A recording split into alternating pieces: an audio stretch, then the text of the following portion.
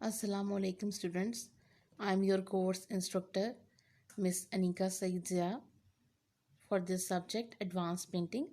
I am your principal course teacher for this subject and the course code is FINE4134 and I have been associated with this profession of teaching for last 5 years and I am from University of Education Bank Road campus Lahore. और सबसे पहले हम आपकी course outline को discuss कर लेते हैं। आपका फर्स्ट टॉपिक है इंट्रोडक्शन, उसके बाद looking back to the past. आप हिस्ट्री में जो है पेंटिंग, एडवांस पेंटिंग को हम स्टडी करेंगे by comparing different artist work.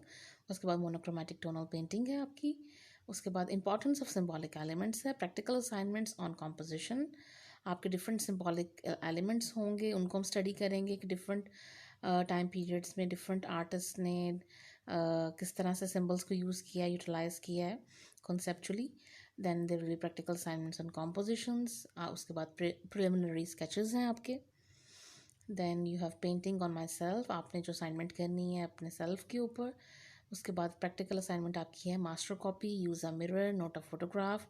आपने अपनी एक मास्टर कॉपी बनानी है, ठीक है। आपने अपने इमेज को जो है वो कॉपी करना है मिरर के अंदर, आपने फ़ोटोग्राफ नहीं यूज़ करनी है। Introduction project on colour harmony.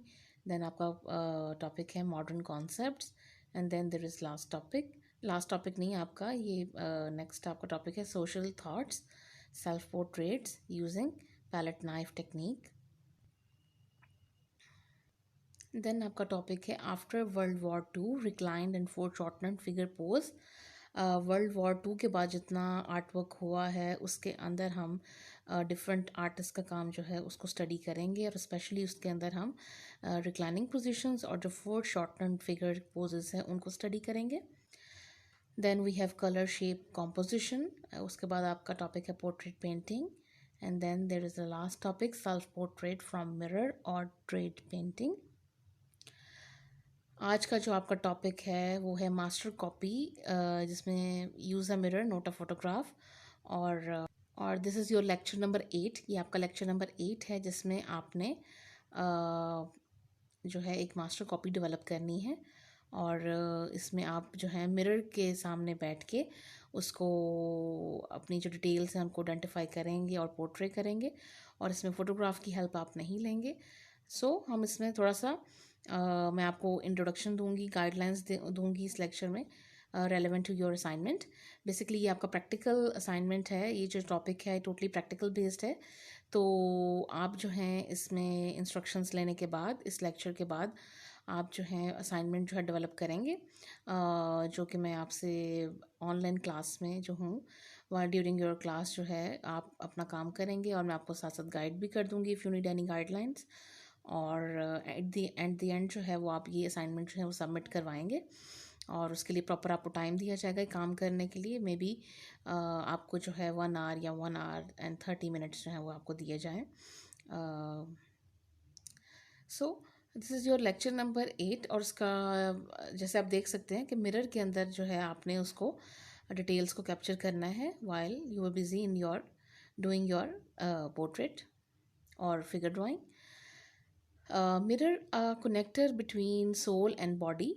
अब मिरर जो है उसका क्या रोल प्ले करता है किसी भी असाइनमेंट में, मिरर जो है वो आपको कैसे हेल्प करेगा to produce your art work. So उसको हम थोड़ा समझ लेते हैं। The mirror is a self evident transitional mean for the artist who draw self portraits. ठीक है, एक तरह से ट्रांजिशनल मीन। मिरर जो है वो आर्टिस्ट के लिए एक तरह से ट्रांजिशनल मीन होता है जो आपको किसी और ही दुनिया में ले जाता है। आपकी थॉट्स, आप कह सकते हो आपका जो इमेजिनरी वर्ल्ड है, जो आपका सबकॉन्शियस माइंड है, जो उसके अंदर से जहाँ से आपको आइडियाज़ आते हैं उसके साथ आपके जो माइंड के साथ है एक आपका डेवलप कर देता है कनेक्शन जो मिरर है।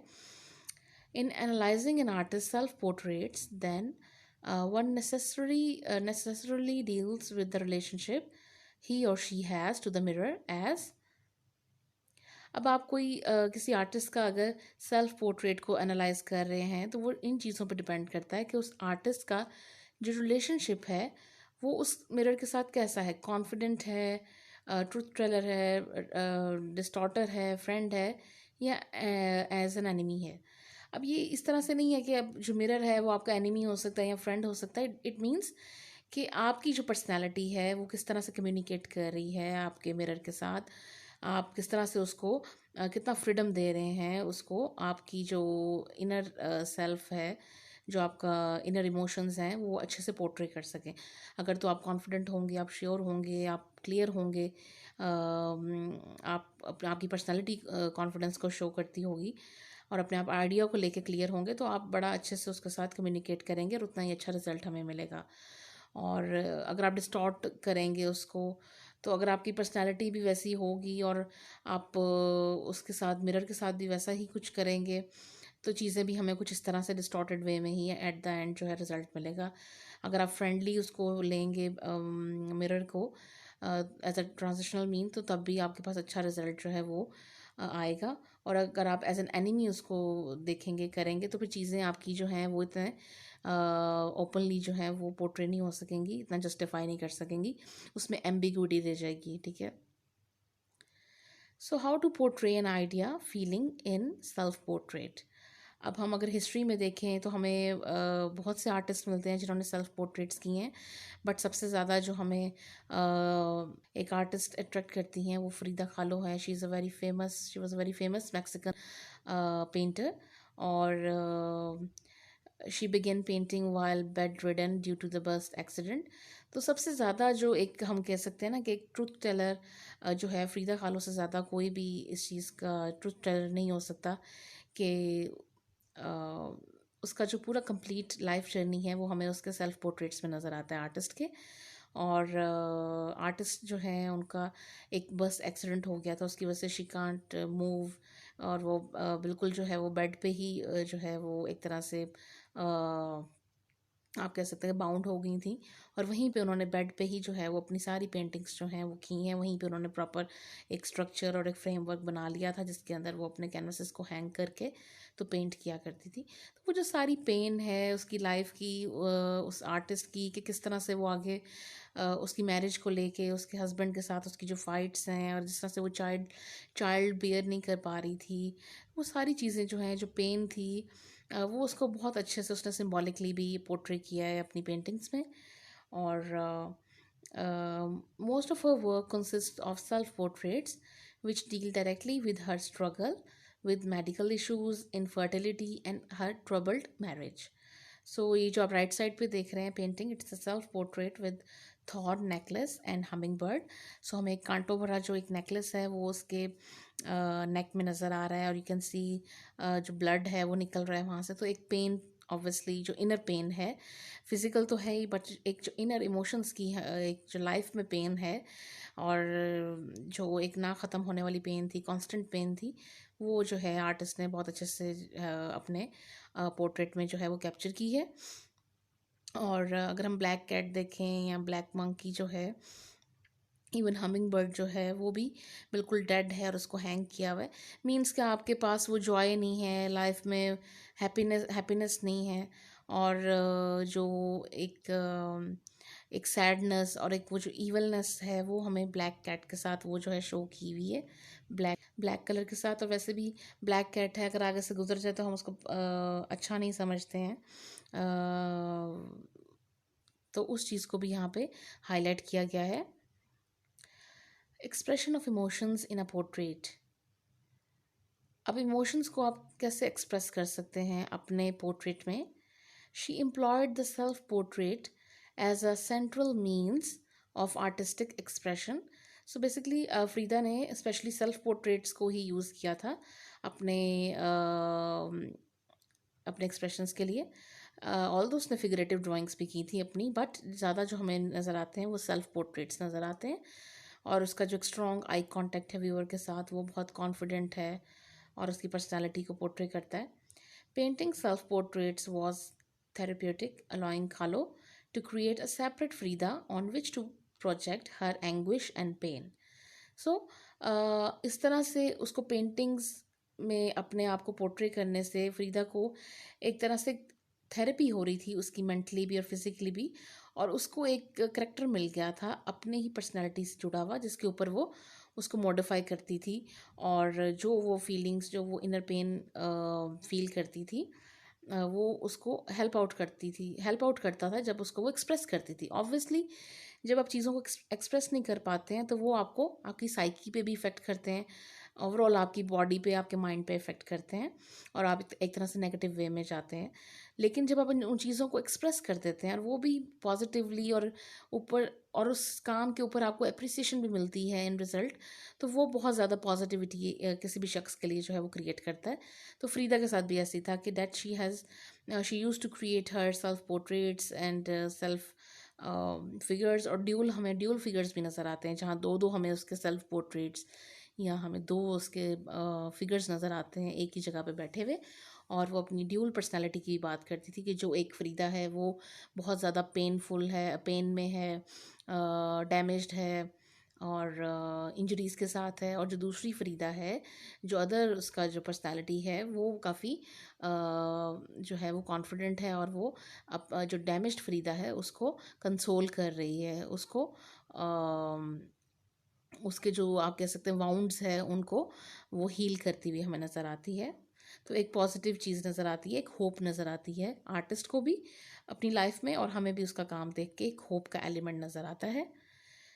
Technical points. Here are the few points to help you capture your own self-portrait using a mirror. These are some technical points जिनको आपने माइंड में रखना है जब आप अपना ये असाइनमेंट करेंगे।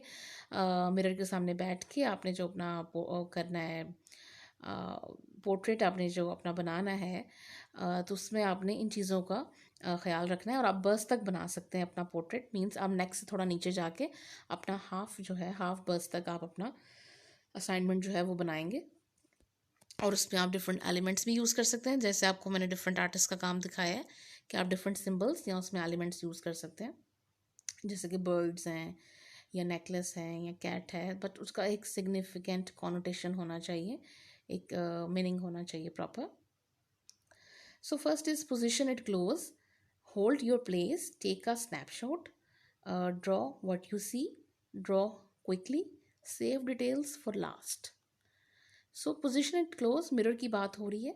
Set up your mirror at any angle you like, but keep it close to your drawing surface.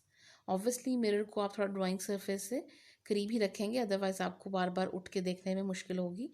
हमेशा मिरर को सामने रखते हैं, अपने आई लेवल के सामने, ताकि आप इजीली एक ही जगह पे बैठे बैठे अपने सरफेस पे या कैनवस पे भी जो है देख सकें, और एट द सेम टाइम आप मिरर में भी देख सकें। आपको नेक को मूव ना करना पड़े, अदरवाइज आपकी नेक जो है उसमें पेन हो जाएगी। You are looking for a pose that feels comfortable and natural, so you can maintain it for several minutes at a time. ठीक है, ये वही बात हो रही है कि आपने कंफर्टेबल पोज चूज़ करना है, ताकि आप काफ़ी जो टाइम है उसको ईजिली स्पेंड कर सकें without moving again and again. Hold your place. How can you hold your place where you are sitting? As you look into the mirror, draw a red dot in between your eyes on the mirror so you can return to your original position if you move. Obviously, आप अगर move करेंगे तो आपका posture बदल जाएगा, आपका gesture बदल जाएगा, तो आपको कैसे पता चलेगा कि आप कहाँ पे पहले बैठे हुए थे। थोड़ा बहुत भी आपका एंगल अगर डिफर करता है, सो इसका बेस्ट तरीका है that when you are looking at the mirror, जब आप मिरर में देख रहे हैं तो आप एक रेड मार्कर ले लें और उसके साथ मार्क्स लगा लें अपनी आइज़ के बीच में, जहाँ जहाँ आपकी आइज़ आ रही हैं वहाँ पे आप डॉट्स लगा लें।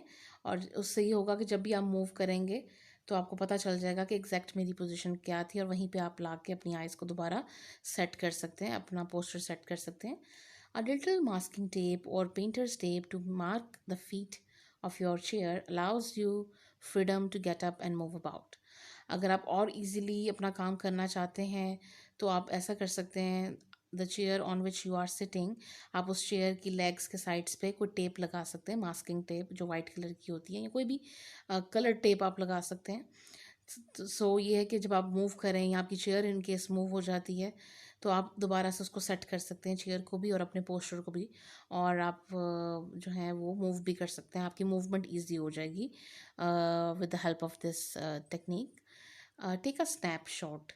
When you have found a working facial expression, take a snapshot. It will help you to refer back to this original pose later on. अब जब आप बैठ गए हैं, आपका पोस्चर सेट हो गया, गेस्चर सेट हो गया, आपकी चेयर की अलाइनमेंट हो गई है, ठीक है। तो आपने अपनी आइज़ का जो है वो भी स्पॉट डिसाइड कर लिया, रेड मार्कर से कर लिया आई लेवल। देन आप क्या करेंगे, आपने फेशियल एक्सप्रेशन पे काम करना है। You will focus on your expressions, कि आपका जो आइडिया है, जो आपकी जो फीलिंग है, जो कॉन्सेप्ट है आपका, वो आपके फेशियल एक्सप्रेशन से मैच हो रहा है। ऐसा ना हो कि आपके फेशियल एक्सप्रेशंस जो हैं वो और ही चेंज हो जाएं और वो आपके आइडिया के साथ जो है वो उसको सपोर्ट ना करें। सो इस चीज़ के लिए बेहतर है कि आप एक स्नैपशॉट ले लें। आपने उसको यूज़ नहीं करना कहीं पे भी, बट ये है कि आप उसको स्नैपशॉट को अगर ले लेंगे तो आप अपने दोबारा पोज़ में भी आ सकते हैं। अगर आपका पोज़ हिल जाता है या आपका गेस्चर हिल जाता है तो आप उसको देख के अपनी सेटिंग कर सकते हैं, और जो एक्सप्रेशंस हैं आप उनको भी गो थ्रू कर सकते हैं बार बार, कि आपके यही एक्सप्रेशंस थे। बिकॉज समटाइम्स हम कॉन्शियसली भी कर रहे हो एक्सप्रेशंस को कंट्रोल, तो वो नहीं हो पा रहे होते। Draw what you see, draw the shapes you see, not what you think you see. Sir आप ये कर सकते हो कि आप जो हैं अपने फेस के ऊपर, वट यू कैन डू, आप जब मिरर में अपना पोर्ट्रेट देख रहे हैं, ठीक है, अपना फिगर देख रहे हैं, तो आपको obviously light highlighted areas, middle tone areas, darkest dark areas जो हैं वो नज़र आ रहे होंगे। What you can do, you can simply mark those areas in different shapes and you can give numbers to those shapes. Suppose जहाँ पे आपको हाईलाइट्स नज़र आ रहे हैं तो आप वहाँ पे एक 1 नंबर दे सकते हैं। जहाँ आपको मिडिल टोन्स नज़र आ रही हैं आप शेप्स बना के उसमें नंबर 2 दे सकते हैं। जहाँ आपको डार्केस्ट डार्क टोन एरियाज नज़र आ रहे हैं वहाँ पे आप नंबर 3 दे सकते हैं। सो बेसिकली आपके पास 3 डिफरेंट टोन्स के लिए 3 डिफरेंट नंबर्स आ जाएंगे। तो आप इजीली जो है उसको ड्रॉ कर सकते हैं, पेंट कर सकते हैं। और सबसे पहले आपने फ्री हैंड शेप्स ही बनानी है, ठीक है। जब आप फेस को देखेंगे, जौन जौन सी शेप्स आपको ऑब्वियस हो रही होंगी, प्रोमिनेंट हो रही होंगी, आप सबसे पहले उन शेप्स को कैप्चर करेंगे। Draw quickly, sketch an outline of your features quickly in pencil. The eyes are typically roughed out first as they determine how every other feature of your face is aligned. सबसे पहले आपने एक quick sketch करना है, जैसे आप लोगों को मैंने बताया भी हुआ डिफरेंट लेक्चर्स में कि क्विक स्केचिंग कैसे करते हैं। तो आपने बेसिकली क्विक स्केचिंग करनी है। ये नहीं है कि आपने ड्राइंग स्टार्ट की है और आप 10 मिनट्स के बाद जो है नोज़ बना रहे हैं, 10 मिनट्स के बाद आप लिप्स बना रहे हैं। No, you will do the quick sketching जो आप जल्दी से 10 मिनट्स या 5 मिनट्स आप क्विक स्केचिंग करेंगे, जो कि आप जल्दी से 5 मिनट्स के अंदर कर सकते हैं। जो जो उनसे आपको डिटेल्स नज़र आ रही हैं, इंपॉर्टेंट डिटेल्स, आप उनको कैप्चर कर सकते हैं। और आइज़ को स्पेशली आपने सबसे पहले कैप्चर करना है, बिकॉज आइज़ की मेजरमेंट से ही आप डिसाइड करते हैं about the different proportions of your different features, कि आपने नोज़ को कितना विड्थ रख। So typically the space between each eye equals the width of an eye. So आप अगर सपोज आप 2 आइज़ बना रहे हैं तो उन दोनों आइज़ के बीच में जो आपका एक गैप होगा वो उतना ही होगा जितना कि एक विड्थ होती है आई की। एक आई की जो विड्थ है उतना ही गैप दोनों आइज़ के बीच में आता है। Save details for last. Leave the details for the last. It can be very easy to focus too much on these parts of your face, but your goal should simply to be get proportions correct. सो जब भी आप अपना ये portrait या bast बना रहे हैं through mirror, तो आपने सबसे पहले स्केचिंग, क्विक स्केचिंग करनी है, शेप्स पे फोकस करना है, आइज़ को फोकस करना है और प्रोपोर्शंस को फोकस करना है। जो डिटेलिंग है, जो शेडिंग है, रेंडरिंग है, जो टोन्स हैं तीनों, वो आप बाद में भी उसमें कर सकते हैं। लेकिन बेसिक आपकी जो फाउंडेशन है, जो आपका स्ट्रक्चर है, जो आपका स्केच है, इट शुड बी स्ट्रॉन्ग, ताकि जो आपका आइडिया है, जो आपकी पेंटिंग है, वो फर्दर जो है वो स्ट्रेंथन हो। Video tutorials focusing on drawing, colour and application of paint. यहाँ पे मैंने आपके साथ 3 डिफरेंट जो हैं लिंक्स शेयर किए हैं, और यहाँ पे आप जाके आगे मेंशन भी है कि कौन सा लिंक किसके लिए है, ठीक है। To paint face with measurement, to paint portrait in a single colour, और to paint face by dividing it into different shapes. तो आपको इजीली स्टेप बाय स्टेप सब कुछ जो है इसमें इन ट्यूटोरियल्स में मिल जाएगा। और अब पहले भी मैं आपके साथ डिफरेंट लेक्चर्स शेयर कर चुकी हूँ इन सब पॉइंट्स के ऊपर, लेकिन इन वीडियोस में आपको स्पेशली जो है असाइनमेंट से रेलिवेंट गाइडलाइंस मिल जाएंगी। असाइनमेंट की बात करते हैं। जो आपकी बेसिक असाइनमेंट है, जो आपका लेक्चर उसी पे बेस्ड है, practical based self portrait. Surface आप यूज़ कर सकते हैं, उसके अंदर box board sheet, Canson sheet, scholar sheet, bleach card और चार्ट पेपर्स। और मीडियम आपने ऑयल पेंट ही यूज़ करना है। और साइज़ आपका A3 मिनिमम होना चाहिए। I am not talking about A4, I am saying A3 will be the minimum size. Colour जो है you can use any single colour along with its tints and shades. So I know that you people are having shortage of material, लेकिन आप कोई, तभी मैंने आपसे कहा है कि आप you can use any single colour और उसके tints और शेड्स के साथ आप काम कर सकते हैं। Symbols, elements, you can add symbols और any one element which supports your idea and portrait side by side. तो आप सिंबल्स की हेल्प ले सकते हैं, आप डिफरेंट एलिमेंट्स यूज़ कर सकते हैं, जैसे कि मैंने आपको डिफरेंट आर्टिस्ट का काम दिखाया, फ्रीदा कालो का काम दिखाया, उसमें भी एलिमेंट्स यूज़ हुए हैं। तो आप डिफरेंट अपने आइडिया से रेलिवेंट जो हैं वो एलिमेंट्स यूज़ कर सकते हैं और सिंबल्स यूज़ कर सकते हैं। आपको मैंने प्रॉपर लेक्चर्स दिए हैं इनके ऊपर, सिंबल्स पे, एलिमेंट्स पे। तो आई होप कि वो आपको हेल्प आउट करेंगे। और ये आपका इंट्रोडक्टरी लेक्चर हो गया है। और इसके बाद जो हमारी क्लास होगी ऑन दैट डे, हम जो ऑनलाइन क्लास लेंगे, ड्यूरिंग क्लास आप लोग अपनी असाइनमेंट जो है उसको करेंगे प्रैक्टिकली, और साइड बाय साइड मैं आपको गाइड भी करती रहूँगी, जैसे आप मुझे चेक करवाएंगे ऑनलाइन। और at in the end you will submit those assignments to me. वो जो असाइनमेंट्स होंगी वो आप मुझे प्रैक्टिकली, जो आपका प्रैक्टिकल होगा वो आप असाइनमेंट सबमिट करवा देंगे। सो आई होप कि आपको सारी इंस्ट्रक्शंस जो हैं वो क्लियर हो गई होंगी रिगार्डिंग योर प्रैक्टिकल असाइनमेंट। और थैंक यू। अल्लाह हाफिज़।